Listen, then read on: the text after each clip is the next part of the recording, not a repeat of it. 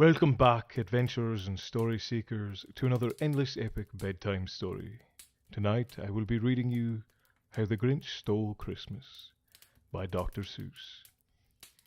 Every Who down in Whoville liked Christmas a lot, but the Grinch, who lived just north of Whoville, did not.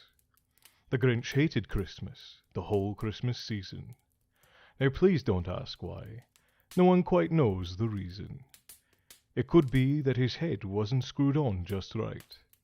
It could be, perhaps, that his shoes were too tight. But I think that the most likely reason of all may have been that his heart was 2 sizes too small. Whatever the reason, his heart or his shoes, he stood there on Christmas Eve, hating the Whos, staring down from his cave with a sour, grinchy frown at the warm lighted windows below in their town. For he knew every Who down in Whoville beneath was busy now hanging a mistletoe wreath. "And they're hanging their stockings," he snarled with a sneer. "Tomorrow is Christmas. It's practically here." Then he growled, with his fingers nervously drumming, "I must find a way to stop Christmas from coming." For tomorrow he knew all the Who girls and boys would wake bright and early, they'd rush for their toys. And then, oh the noise, noise, noise. That's the one thing he hated, the noise, noise, noise, noise. Then the Whos, young and old, would sit down to a feast. And they'd feast, and they'd feast, and they'd feast, feast, feast, feast. They would feast on Who pudding and rare Who roast beast, which was something the Grinch couldn't stand in the least. And then they'd do something that he liked least of all. Every Who down in Whoville, the tall and the small, would stand close together, with Christmas bells ringing. They'd stand hand in hand, and the Whos would start singing. They'd sing and they'd sing and they'd sing, sing, sing, sing. And the more the Grinch thought of this Who Christmas sing, the more the Grinch thought, "I must stop this whole thing. Why, for 53 years I've put up with it now. I must stop this Christmas from coming. But how?" And then he got an idea. An awful idea. The Grinch got an wonderful, awful idea. "I know just what I'll do." The Grinch laughed in his throat, and he made a quick Santa Claus hat and a coat. And he chuckled and clucked, "What a great Grinchy trick! With this coat and this hat I'll look just like Saint Nick. All I need is a reindeer." The Grinch looked around, but since reindeer are scarce, there is none to be found. Did that stop the old Grinch? No. The Grinch simply said, "If I can't find a reindeer, I'll make one instead." So he called his dog Max, then he took out some red thread, and he tied a big horn on top of his head. Then he loaded some bags and some old empty sacks on a ramshackle sleigh, and he hitched up old Max. The Grinch said, "Giddy up," and the sleigh started down toward the homes where the Whos lay a snooze in their town. All their windows were dark, quiet snow filled the air. All the Whos were all dreaming sweet dreams without care. When he came to the first little house on the square, "This is stop number 1, the old Grinch hissed, and he climbed to the roof, empty bags in his fist. Then he slid down the chimney, a rather tight pinch, but if Santa could do it, then so could the Grinch. He got stuck only once, for a moment or two, and then he stuck his head out of the fireplace flue, where little Who stockings all hung in a row. "These stockings," he grinned, "are the first thing to go." Then he slithered and slunk, with a smile most unpleasant, around the whole room, and he took every present. Popguns and bicycles, roller skates and drums, checkerboards, tricycles, popcorn and plums.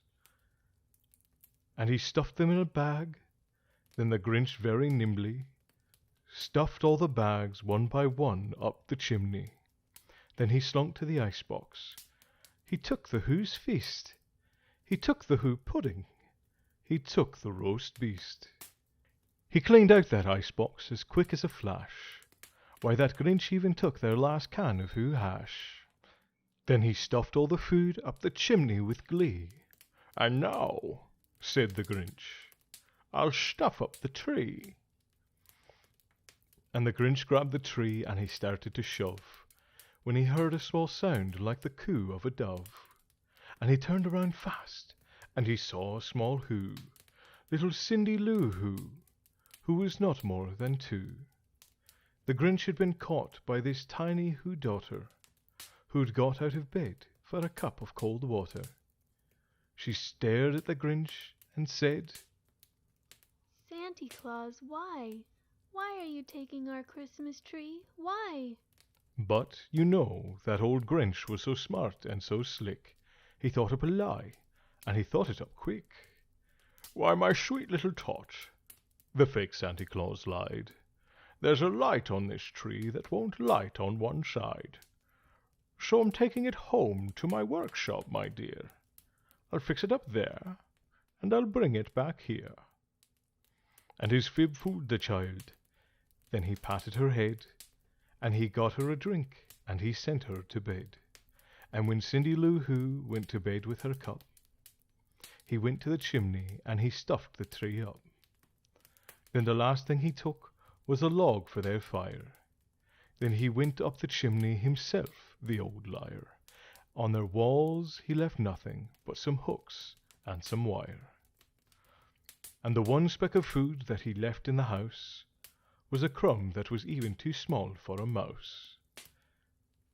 Then he did the same thing to the other Who houses, leaving crumbs much too small for the other Who's mouses. It was 1/4 dawn, all the Who's still abed, all the Who's still a snooze, when he packed up his sled. Packed it up with their presents, their ribbons, the wrappings, the tags and the tinsel, the trimmings, the trappings. 3,000 feet up the side of Mount Crumpet, he rode with his load to the tip-top to dump it. "Pooh-pooh to the Who's," he was grinchishly humming. "They're finding out now that no Christmas is coming. They're just waking up. I know just what they'll do. Their mouths will hang open for a minute or two. Then the Who's down in Whoville will all cry boo-hoo." "That's a noise," grinned the Grinch, "that I simply must hear." So he paused, and the Grinch put his hand to his ear. And he did hear a sound rising over the snow. It started in low, then it started to grow. But the sound wasn't sad. Why, this sound sounded merry. It couldn't be so, but it was merry, very. He stared down at Whoville. The Grinch popped his eyes. Then he shook. What he saw was a shocking surprise. Every Who down in Whoville, the tall and the small, was singing, without any presents at all. He hadn't stopped Christmas from coming. It came. Somehow or other, it came just the same. The Grinch, with his Grinch feet ice cold in the snow, stood puzzling and puzzling. How could it be so? It came without ribbons. It came without tags. It came without packages, boxes, or bags. And he puzzled 3 hours till his puzzler was sore. Then the Grinch thought of something he hadn't before.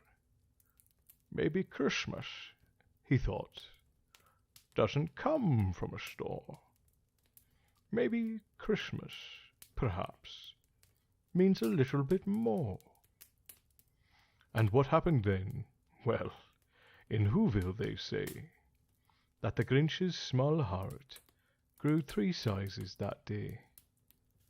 And the minute his heart didn't feel quite so tight, he whizzed with his load through the bright morning light, and he brought back the toys and the food for the feast, and he himself, the Grinch, carved the roast beast. I wish you the best of sleep, my friends, and may you stay bloodthirsty, even in your dreams.